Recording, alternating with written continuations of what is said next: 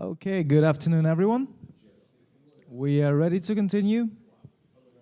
So the next panel will concern responding to disinformation. My name is Nick Yurlov. I'm a senior legal counsel at Truth Hounds, a Ukrainian NGO which is documenting and investigating war crimes, crimes against humanity, and genocide. And today with me on the panel, I have my most distinguished colleagues, Alexandra Buskie, an advocacy and communication manager from the White Helmets, Ruslan Deynychenko, executive director at StopFake, Mokliak, a senior analyst at Center for Defense Reforms, and Nathalie Vogel, senior fellow at the Institute of World Politics, correct? This panel will discuss the ways to respond to disinformation, and will build up the excellent discussion that we've had just an hour ago on the ways that disinformation works. So the common roots and aspects of disinformation, as well as opportunities for fighting these, including through cross-fertilization between the two contexts, and the collection and use of accurate data, including for use in advocacy and the pursuit of accountability, as well as accurate and context-sensitive reporting and investigative journalism. So we all know that to defeat the enemy, the first thing that we need to do is to identify it. This is something that we just started discussing previously. But how to actually beat the enemy that is plaguing the democratic discourse in so many countries. So with that, do we have Alexandra online? Yep. So with that, I would like to pass the word to Alexandra Buskie. Please tell us about your work and what are your opinions on the subject. Thank you. Thank you. Thank you very much. I'm sorry I can't be there in person, but thank you for inviting the White Helmets to this discussion. So just a little bit of background about the White Helmets, because it's important to understand where we're coming from. The White Helmets began as groups of volunteers filling the gaps in essential public services that were being withdrawn by the Syrian regime. Emergency services like search and rescue, firefighting, and ambulance services. Originally, we were separate groups of organized volunteers, but we came together in 2014, and we're now 3,000 volunteers, one of the largest humanitarian providers in northwest Syria. As first responders to military attacks, we're also the witnesses of war crimes and crimes against humanity, and we've worked from the very beginning to document the incidents that we respond to support international investigations into atrocities. And this is a key part of our identity as humanitarians. We believe that we have a moral obligation to speak the truth, to bear witness, and to work towards justice and accountability. As you know, from the very beginning, the regime has tried to distort the truth and sow distrust about what's happening on the ground. And the narratives we saw in Syria are very similar to those that we've been seeing in Ukraine. But the volume of disinformation really ramped up in 2015 with the engagement of Russia in Syria. And the White Helmets became victims of an extraordinary systematic disinformation campaign. At first, we thought people were genuinely misled, and we tried to engage with them and correct them. No, that's not us. That's not what we do. But it became very clear very quickly that this was more organized. An analysis last year by the Institute of Strategic Dialogue, which was published in a report by the Syria campaign, found that just over 45% of all posts sharing disinformation on Twitter were about the White Helmets between 2015 and 2021. That's an enormous amount of disinformation, and a small humanitarian organization based on volunteerism is not in a position to be able to respond to this. The disinformation in general sought to undermine the legitimacy of our work, cast doubt on the credibility of our documentation. And this caused real world harm. We're looking at disinformation that legitimized the targeting of our volunteers. We've lost more than 238 volunteers to military attacks, most of whom were targeted in double tap attacks. 120 of our centers have been attacked deliberately, and we've lost at least 14 ambulances, 14 fire trucks to deliberate attacks. I can go more into real world harm, maybe in the next question. But if you're wanting to ask more about how to deal with it, over the years we've learned, as I said initially, we thought we would respond directly to those spreading disinformation, but we've obviously learned never to respond, non-engagement. We can never ever dream to have the same level of resources as those leading these campaigns.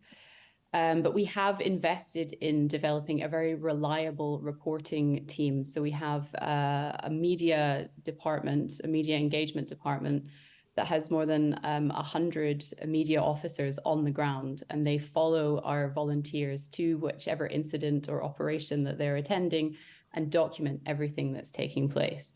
And this isn't just about the quantity of like the reach of our social media accounts or the number of mentions that we get in the media, but it's also about the reliability of the information and the legitimacy of the voice of the White Helmets as viewed by trustworthy news sources. So news sources like Reuters and AFP, they wait for us to confirm whether or not these attacks have taken place and what their impact is.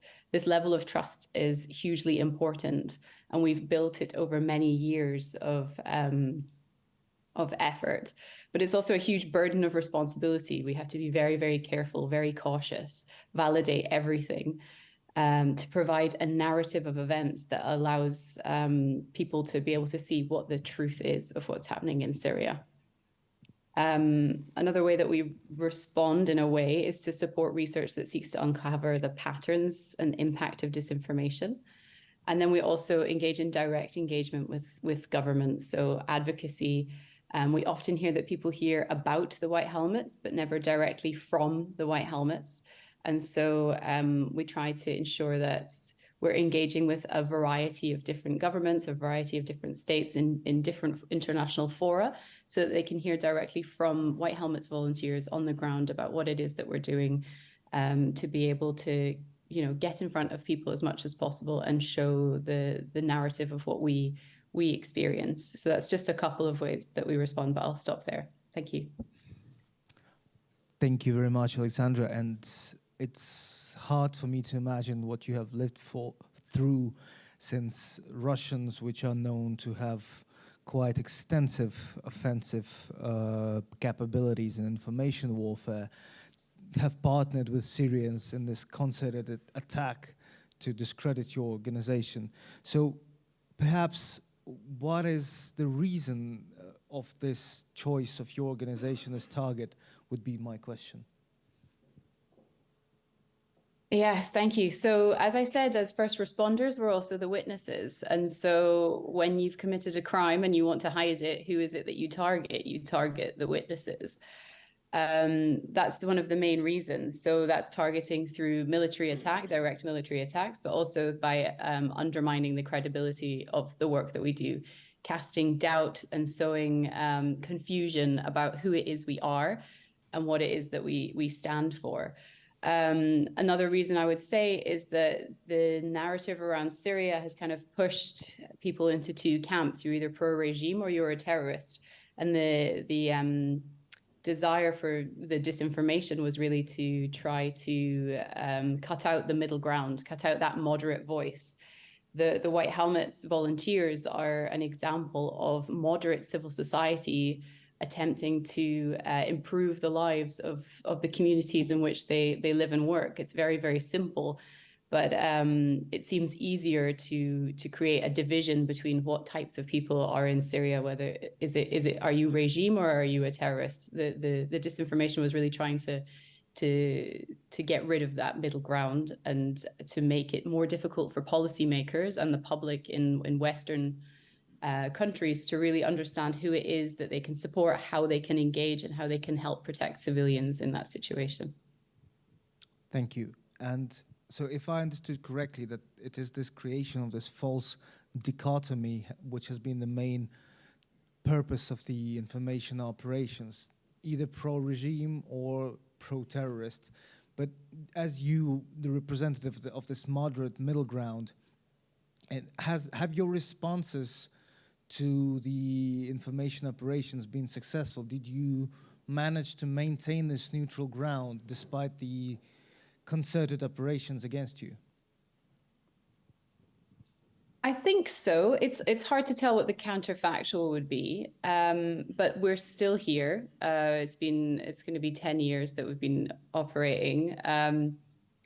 We're still a trusted source of information for credible news agencies, as I said, like Reuters and AFP.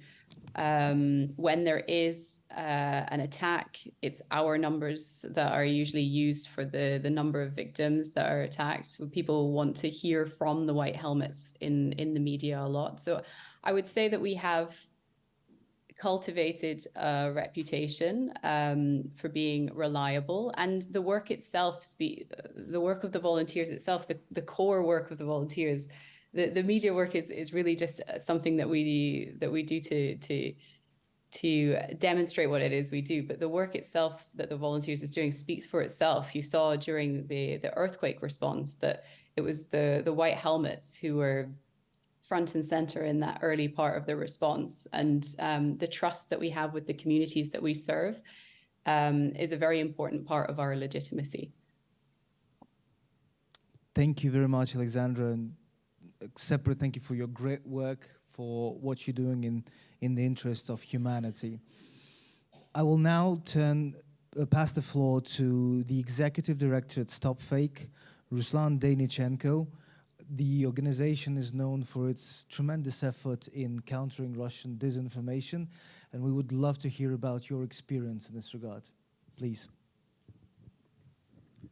Thank you so much, and thank you for the invitation to speak here at the conference, and also I'd like to thank governments and taxpayers of those countries who support Ukraine during this very difficult period of time. Our organization identified our enemy almost 10 years ago, and it was Russian disinformation and propaganda machine. We saw how Kremlin-sponsored disinformation machine produces and disseminates thousands of fakes, and so this very small team from the Kyiv Mohyla Academy decided to do something with that, and we started with fact checks. So we just debunked disinformation and lies of Russian propaganda. Mostly our focus was on Russian federal TV networks. So every time we saw something suspicious, we tried to check it and to find the truth. And if we had enough evidence to prove that this is not true, we just published an article and informed our readers that what was wrong with this information. Of course, many times we've heard that it's not effective, that fact-checking doesn't work.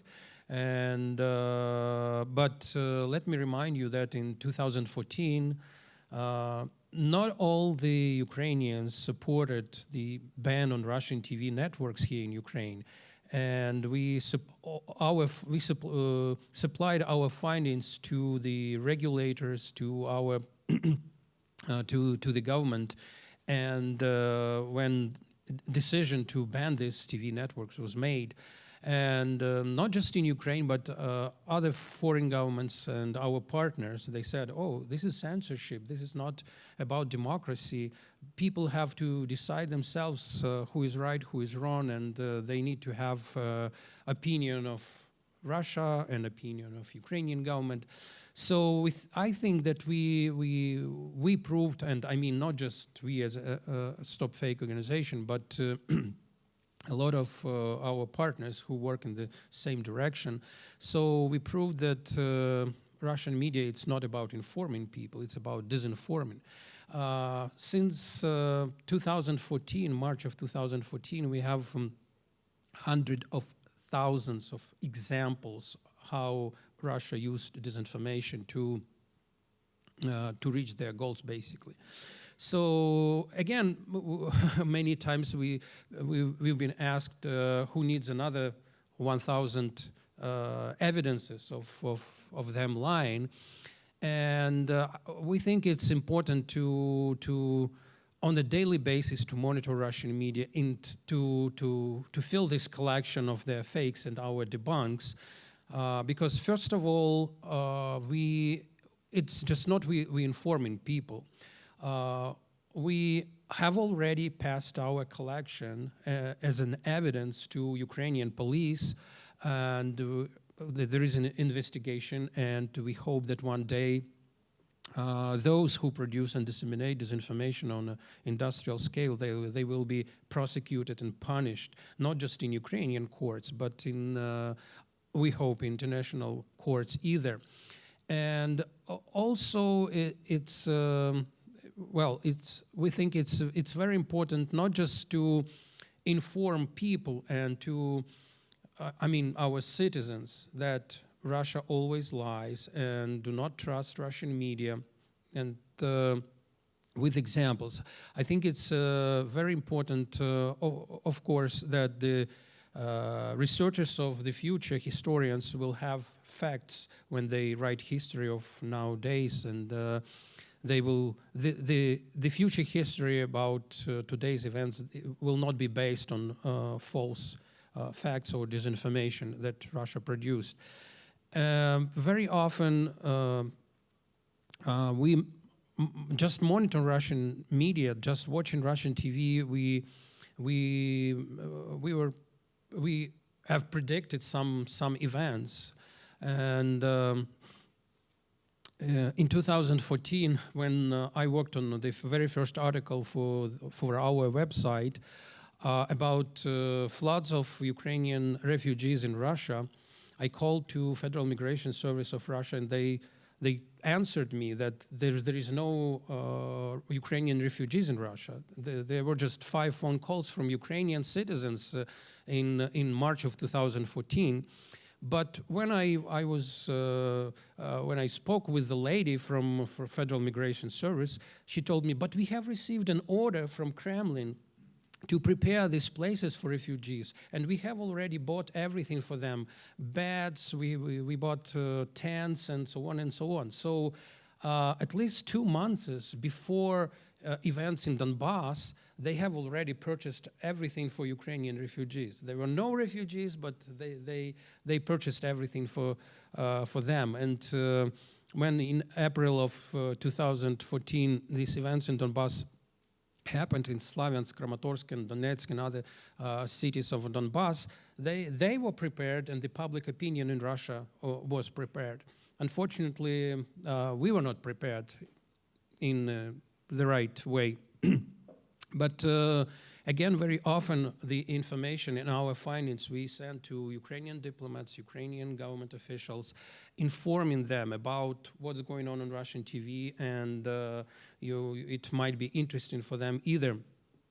Well, and of course, every time, not every time, but very often when we, for example, when we saw and debunked fakes on 3 Ukrainian TV networks which belong to Mr. Medvedchuk, who is who is a close friend of Putin. We just not debunked their fakes, but we sent our findings, our analysis to Ukrainian regulator, National Council. So when it was questioned to revoke their licenses or not, they had enough evidence to do the right decision. So again, what we do, I think it's a very small thing, but I think it's an important thing, and in conjunction with other efforts, it might be very useful and might be very effective. So that's what we do have been doing for 10 years, and we hope to do it to make our profession cleaner and our world more secure, I would say.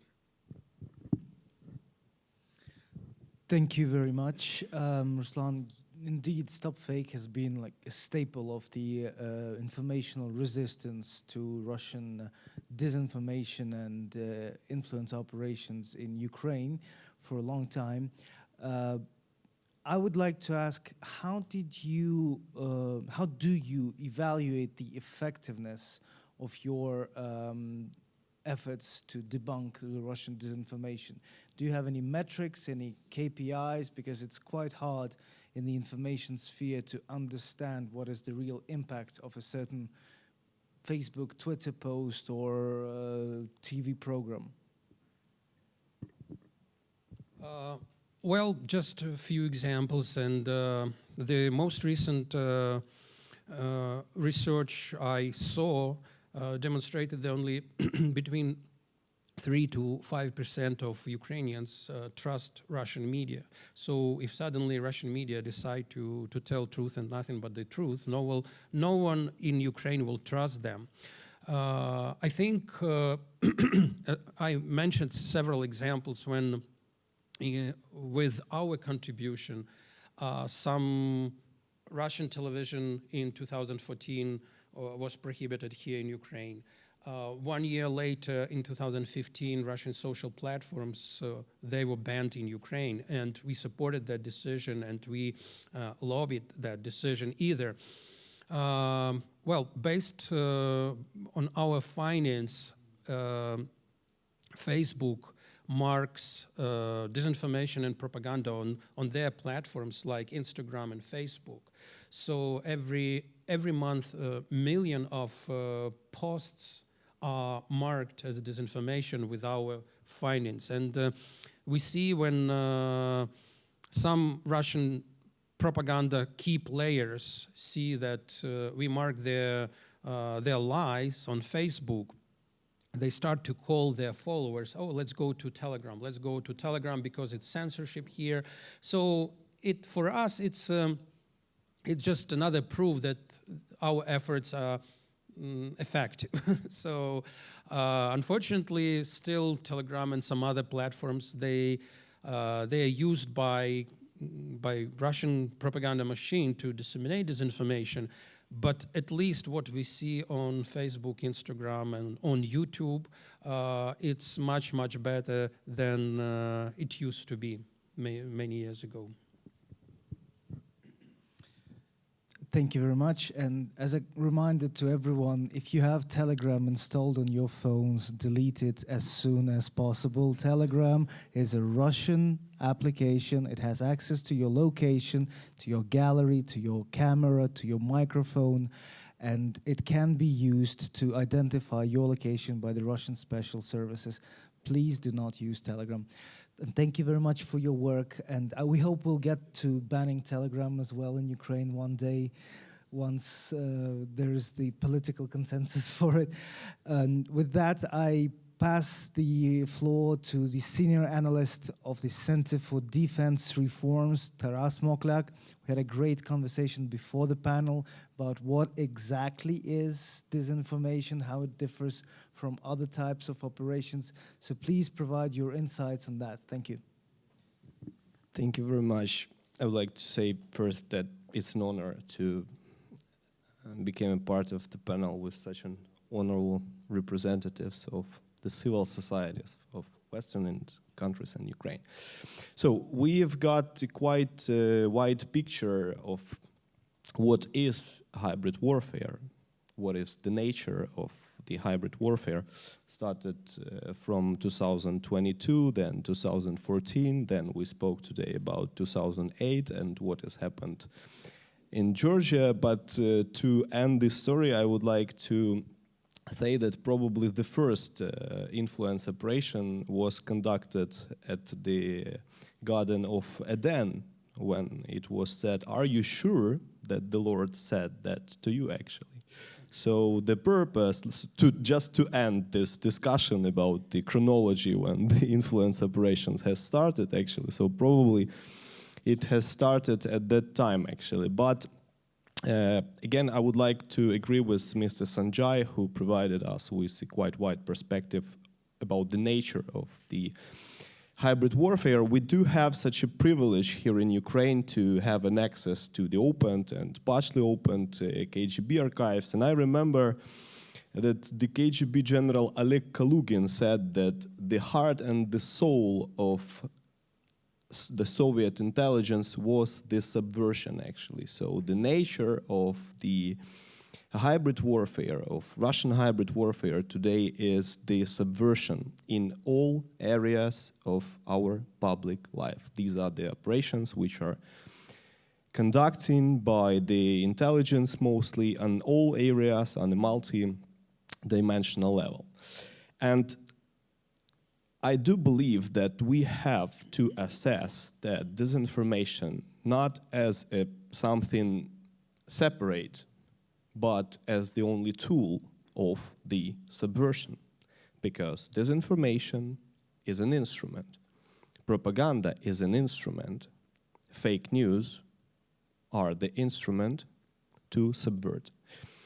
But we speak today precisely about the disinformation, and I would like to provide our dear guests with a few cases, what we faced in the past and what we have been facing maybe even a couple days ago and since the Russian full-scale invasion. But the main thing I would like to emphasize that we are facing the full-scale unconventional aggression from conducted by the Russian Federation, also conducted by China against the West. And the goal is to subvert and to undermine all areas of our public life. But I would like to emphasize this, that to undermine, it's not even the goal, because the final goal, according to the KGB doctrine and according to the modern Russian doctrine, General Gerasimov stated that probably a few times, the final goal is to set up whether it's a friendly regime in a kind of any Western country, or at least to bring to power political parties which are like the nature of which is to destabilize the society, to make each particular country incapable to counter Russian activities in the right way. So just one example, and we spoke about that with Nathalie yesterday, of the Soviet disinformation operation. I believe it will help us to feel the difference between disinformation, propaganda, and then I will end up with my personal point of view, how should we deal with disinformation as we speak about the disinformation. Probably at least some of us have heard about such so-called Operation Horovod, the Soviet operation conducted by the KGB. It was the strategic disinformation operation, because there are tactical level and the strategic level. It was the big parade in 1955 in Moscow. The representatives of a number of Western countries, including the US, were invited. They were at the parade, watching the parade. Of course, the representatives of the Western intelligence were at the parade. At that time, Russians had about very few, maybe 5 to 10 heavy jets, heavy, big strategic fighters, those combat jets actually. And what Russians did actually during the parade, they just circled those planes one by another, in order to make Western elites believe that Soviet regime investing funds into building those heavy fighter jets. At that time, Soviet defense industry was pretty focused on the production of the intercontinental ballistic rockets, actually. So the goal was to disinform the Western elites, actually, that Soviets are focused on producing the jets. At that time, they were focused on the rocket program, and as you remember, as the result probably also of this operation, the first man in space in 1961 was the Soviet citizen, actually. So it's just to try to assess the consequences of such a disinformation operation. So As Ladislav Bittman, the deputy head of Czechoslovakian disinformation department, stated, the disinformation manipulates the elites and usually does not go public, but strategic disinformation manipulates it in the way I just told you about. Another very interesting case from our life, I just was thinking about that Ukrainian weaponry in Palestine. And here I will step into countering the disinformation. So probably you have seen, all of us, you have seen that story that Ukrainian weaponry was discovered actually in Palestine. So, but the thing is that the goal of this influence operation, of this disinformation operation, is not to accuse Ukraine in providing Hamas with weaponry. The final goal of this disinformation campaign is to undermine Western military aid to Ukraine. I will provide you with another example, and I will explain why I'm focusing on the final goal. I believe it's a good example as well. You remember that accident in Sweden, in Stockholm, where the far-right activist Rasmus Paludan burned Quran in front of the Turkish agency in Stockholm, actually. The result of this activity was the position of the Turkish president, Recep Erdogan, that Sweden is not welcomed to become a part of NATO. Right after, and that operation, you know, it was paid by Chunk Freak, a guy who has been working for Russia Today for a number of years. And right after that, that guy, Rasmus Paludan, came up and stated that he demands Sweden to be invited to NATO. The same guy who burned the Quran came up and said that this is the disinformation to hide the real intent of the operation with that Quran burning. So why I was telling to you those stories actually? Because it is very important to uncover and expose the narrative. It is very important to uncover and expose the fake news. But speaking about the disinformation and about the approach we should apply to tackle it, when you're having a virus, for instance, of course you can try to deal with the temperature, but your final goal is to deal with the virus. The final intent of the disinformation is the decision made by the government of any another state. The final goal of the disinformation, which is the tool of influence, is the decision made by the leader of any group or organization, but mostly we speak about the government.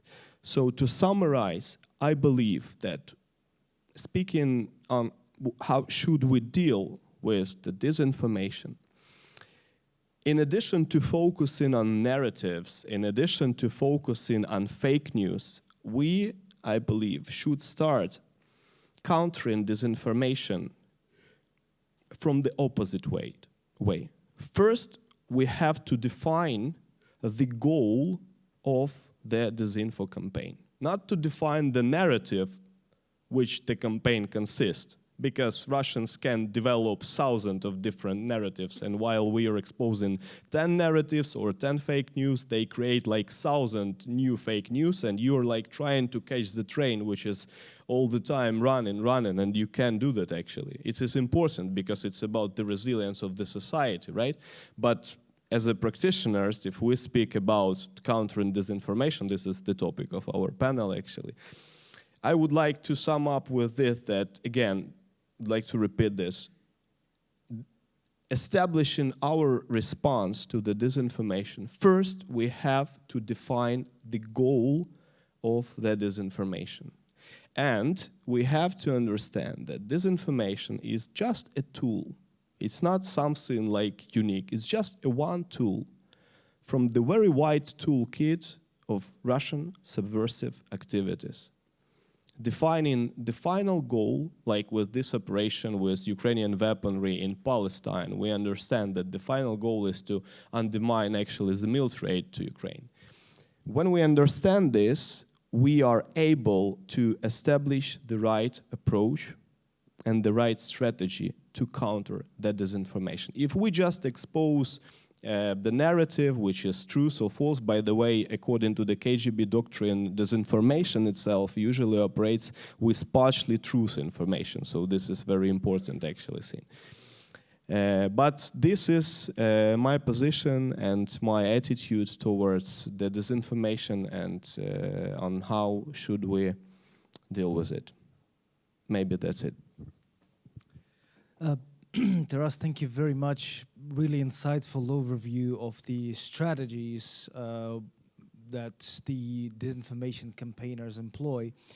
And the question would then be, when this has real-world consequences, like, for example, in last February, nobody gave us more than 72 hours because everybody believed in this might of the Russian army. I even remember The Economist going on 25th February, something with like Russia's strength and awe, referring to the US Desert Storm operation when they took over the Iraq forces by shock and awe.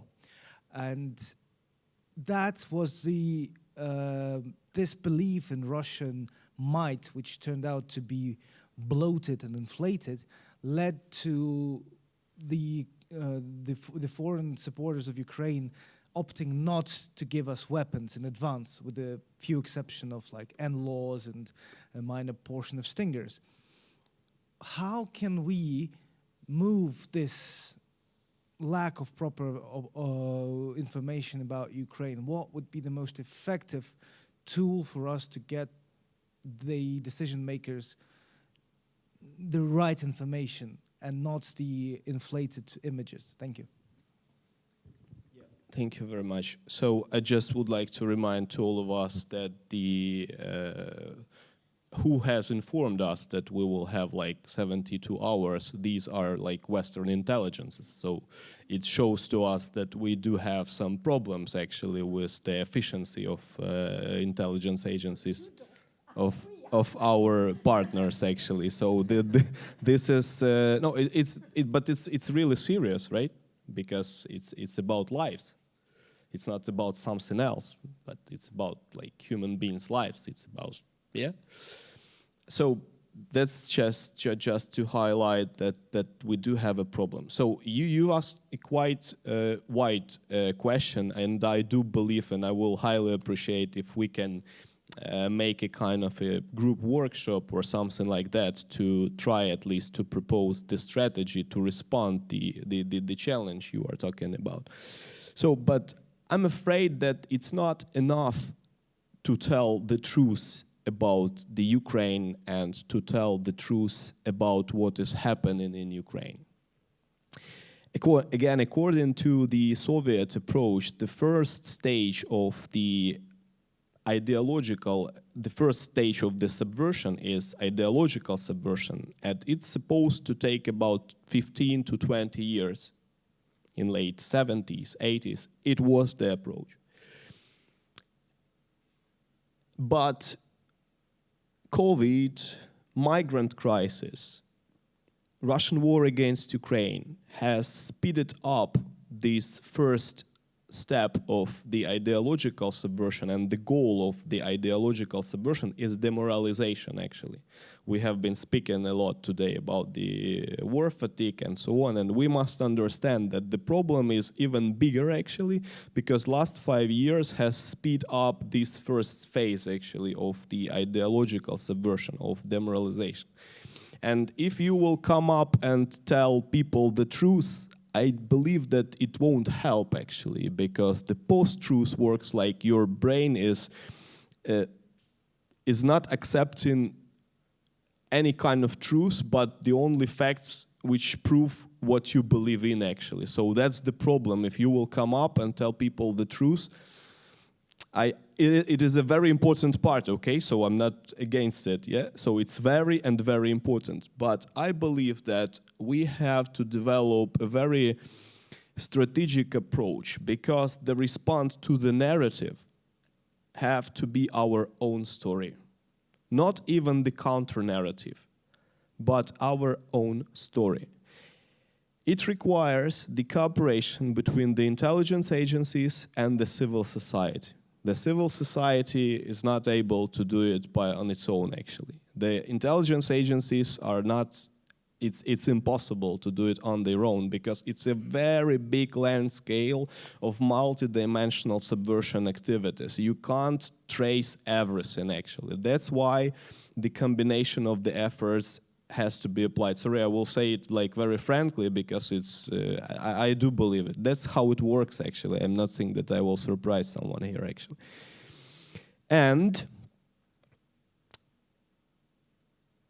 that kind of strategy has to be applied not only to tell the truth, but to tell our own story, to make our own influence, which will be aimed to assess our goals, to protect and save the current world-based order. Because at that time, the goal was to bring a communist party to power all across the world. Far right, far left, these are new communist party, and Russians doesn't care, actually. It will be the communist party or it will be AfD, for instance, in Germany. The main goal is to bring, and the final goal of disinformation is to bring to power political parties, at least who will be maybe, if not control, like Yanukovych regime, for instance, here in Ukraine, but loyal to the Russian government. If not loyal, at least there should be political parties, the nature of which is destabilization. But the destabilization is not the final goal. The final goal is bringing to power, according to KGB and Russian doctrine. So understanding that, we also have to apply like a very, very general approach. Thank you, Taras. Really insightful and a lot of food for thought to develop new strategies. I fully agree that we need workshops to build these bridges.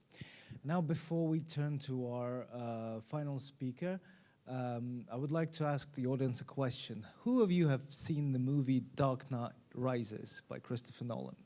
I know it's like based on comics, maybe not the best choice, but if you remember, there was a scene there where Batman meets Bane for the first time, and he tries to apply his tricks on him, and when Bane responds that theatricality and deception are powerful agents for the uninitiated, but we are initiated, aren't we, Nathalie, this time? Yes. Thank you.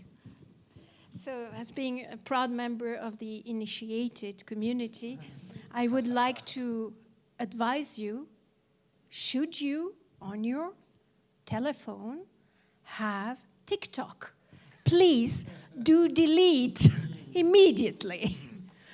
This is the end of this addendum. Yes, so it so happens that my previous employer was the European Value Center for Security Policy in Prague, where I spent most of my time monitoring influence operation, disinformation in the German language space. And God, did I have a lot to do.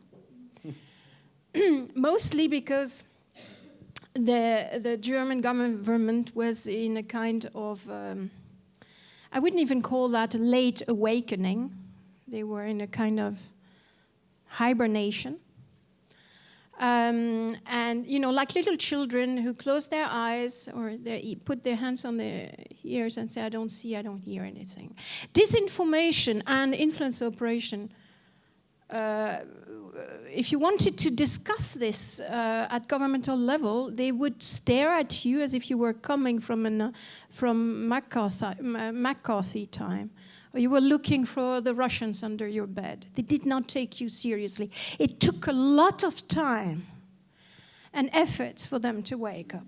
And when they woke up, and they woke up as a country very late, I think they were with the Austrians, the last one. I'm not sure the Austrians have woken up yet, but they were snowed under disinformation, and they didn't even notice. So operating this turf of countering disinformation was extremely difficult, and you couldn't do it from Berlin. Let's face it. You were not welcome if you wanted to have appointments with members of parliament. They would be busy with other things. And I like to give this example, but when somebody like Pushkov, who was under sanctions, came to Berlin, the entire city ran to have these breakfast backgrounders with Alexei Pushkov, who was under US sanctions. And I know I sound like a broken record, but having Vladimir Yakunin open his think tank, although he was under US scrutiny, later US sanctions, and then Canada sanctions, give him a work permit, and have him run a front operation, which is basically running influence operation, trying to win multipliers in Germany and create synergy in support of the Kremlin. And having all this without realizing that you are in the middle of a wide influence operation run by the Kremlin is quite alarming. Now you might wonder, my God, there are some professionals, they have intelligence agencies, haven't they seen anything?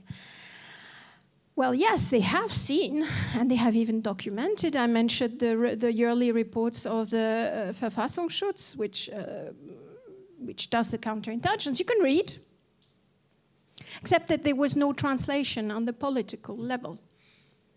Just like several intelligence agencies actually issued warning about the buildup around at the border. I mean, they had satellite, and they had human intelligence, and they had signals intelligence. But they were still members of the government, at least in Berlin, who were convinced that these were maneuvers. And because anything else was not politically possible in their heads. So why am I telling you this? It's not a problem of disinformation as such, and in the case of Germany specifically, the problem of influence operation and elite capture is relevant. It's also this incredible vulnerability of our political class. And the Russians do not need to do much. Because we are an open, first of all, we are democracy, so we are open societies, we don't use censorship, etc., etc. But most of all, there is an unwillingness to politically make the right decisions to would hurt. That leads back to what I said on the other panel. The Estonians were really yelling from the beginning. And the reception they got in these circles in Berlin, what those are Russophobes. They are from another time. It's the Soviet problem, you know. They have, and the German political class was convinced to know better. Was convinced that they had these privileged relationships to Moscow. So now you're a security official, and you have all this data, and you put it on the table, and you have on the other side people who think, oh, well, maybe we engage them and we create bilateral codependency, so we'll be dependent on them for oil, but they will depend on us for transfer of technology and money, so it will be all fine. And if you have a chancellor who is brought to believe that, I'm putting it very, very diplomatically here, you can do whatever you want as a security official. You're not going anywhere. So this explains that. Now, I'm happy to have somebody from StopFake here, because there is something I wanted to add. I've worked with them. I've worked with them on several issues, and since you've been given showcase, I wanted to give you one. We had the case last year of a French citizen called Adrien Bocquet. And I'm a French native speaker, so I watch also French media. And Adrien Bocquet was not only very present in French media, but he was also very present in German media, and specifically in very conservative media. Adrien Bocquet claimed to, well, no, he was a former soldier in the French armed forces who joined a humanitarian mission to Ukraine, traveled to Ukraine, and claimed to have witnessed atrocities by Azov. And he toured the talk shows in France and in Germany with always the same line. Except that in Germany, he obviously knew which button to push. And in Germany, the Azov issue is very important because of the political sensitivity and the historical dimension of the issue. And so we have all kinds of details about tattoos of the Azov soldiers, of course, swastikas, and of course they were all Nazis, etc., etc. And I happen to have followed the interviews. And so I reached out to Yevgeny at that time, and they were on it already from the French turf, which they observed. And here is what StopFake managed to do. So this is why when I say, what do you advise to your Ukrainian friends in terms of countering disinformation, I answer, well, it's pretty much like if I said to Garry Kasparov, hey, this is the way you should win your next game. It's quite ridiculous as a German citizen. Anyway, our Ukrainian friends managed, like Sherlock Holmes, to trace back the entire trajectory of Adrien Bocquet from France. It comes from a middle of nowhere corner, throughout Europe, knowing where they stopped, where they bought gas for the convoy, where they did their deliveries, how many kilometers, where he slept. And then they compared to where Azov was. And you do the math. It was nowhere near. So, of course, all this was debunked, and he was confronted by journalists of Libération, I think in France, and on the German side as well. And now popcorn, everyone. You know where Adrien Bocquet is now? Yes, he lives in Russia. So I rest my case. Surprise. Nathalie, I actually wanted to ask you what would be your best advice for Ukrainians, but you answered that question already. And I would like then to conclude this panel. It's been a fantastic setup. It's only the start of the what I believe must be a long-term cooperation between not just Ukrainian and Syrian civil societies, but from the civil societies from all the world, because we are facing with an existential threat, not we as Ukrainians, but the free people of all the world. Democracy is in danger, and that danger is amplified by the digital technologies and by the ever-improving arsenal of the disinformationers. We must unite to respond to that threat, and I would like to very much thank the organizers of this conference for setting the platform for this discussion. Thank you very much, and see you in about 15 minutes for the next panel.